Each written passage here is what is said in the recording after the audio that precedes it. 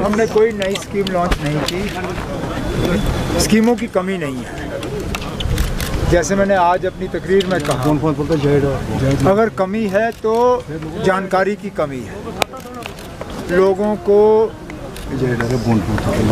पूरी तरह से हमें बाखबर करना होगा कि कौन सी स्कीमें हैं, उनके लिए अप्लाई करने का तरीका क्या है और इन स्कीमों के तहत उन्हें फ़ायदा कैसा मिल सकता है।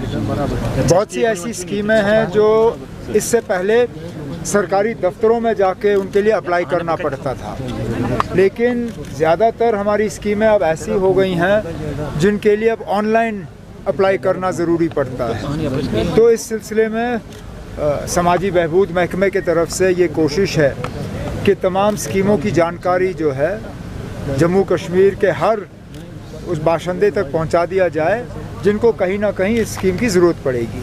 सर, महबूबा मुफ्ती ने आज प्रोटेस्ट किया है जो जेल्स में राइट्स को लेके। किस चीज़ में? महबूबा मुफ्ती ने प्रोटेस्ट किया है जो लैंग्वेजिंग इन जेल्स। ठीक किया।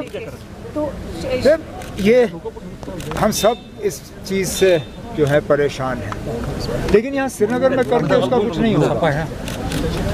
जम्मू कश्मीर की सिक्योरिटी के फैसले जो हैं वो दिल्ली में लिए जाते हैं, वो होम मिनिस्ट्री में लिए जाते हैं।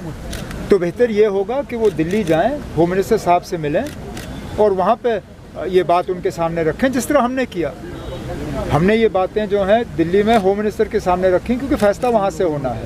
बाकी अगर ये सिर्फ दिखावे के लिए करना है तो फिर यहाँ कर लीजिए, किसी को इससे एतराज़ नहीं होगा। उमर साहब, आज सुप्रीम कोर्ट ने जो अर्जेंट हियरिंग से मना किया स्टेट कोर्ट पे, उन्होंने कहा कि अब मैं नहीं जानता हूँ कौन है जो सुप्रीम कोर्ट गए थे अर्जेंट हियरिंग के लिए। हम भी चाहते हैं कि इस फैसले में और देरी नहीं हो। हमें भी हुकूमत में 10 महीने से ज़्यादा हो गए हैं और पहले दिन से हम स्टेटहुड के पीछे लगे रहे। पहली कैबिनेट की जो हमारी मीटिंग हुई उसमें सबसे पहला फ़ैसला हमारा स्टेटहुड का रेजोल्यूशन पास करना था। जो मेरी पहली मुलाकात वज़ीर आज़म साहब से हुई उसमें पहला काम जो मैंने किया वो कैबिनेट का रेजोल्यूशन मैंने उनके हाथ में थमा दिया। हम इंतज़ार करते आए लेकिन हमारी इंतज़ार का भी कोई हमें फ़ायदा मिला नहीं। अब चलिए, अफसोस की बात है कि सुप्रीम कोर्ट जो है 10 अक्टूबर से पहले इस बात को सुनने के लिए तैयार नहीं है। हम थोड़ा सा और इंतज़ार करेंगे, लेकिन हम अभी भी उम्मीद लगाए बैठे हैं कि जहां मरकज़ ने ये फ़ैसला नहीं किया, कम से कम सुप्रीम कोर्ट ही करे। अगर हम बिना सुप्रीम कोर्ट के इलेक्शन का वो जो हुक्म आया था, अगर वो हुक्म हमें नहीं मिला होता, शायद ही मैं आज यहाँ वज़ीर आला की हैसियत से आपसे बात कर रहा होता।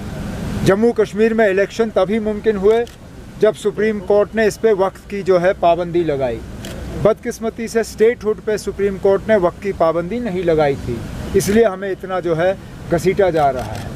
अब मैं उम्मीद करता हूँ कि 10 अक्टूबर के बाद जब ये मामला सुप्रीम कोर्ट के सामने आएगा तो इस पे वक्त की सीमा लगेगी और फटाफट हमें दोबारा रियासत का दर्जा वापस मिलेगा। आपने सिग्नेचर कैंपेनिंग का भी शुरुआत की, क्या चल रहा है? चल रहा है। जब हम इसको मुकम्मल कर लेंगे, ये जो हमें करना होगा ये हम मरकज़ की हुकूमत और सुप्रीम कोर्ट तक पहुंचा देंगे।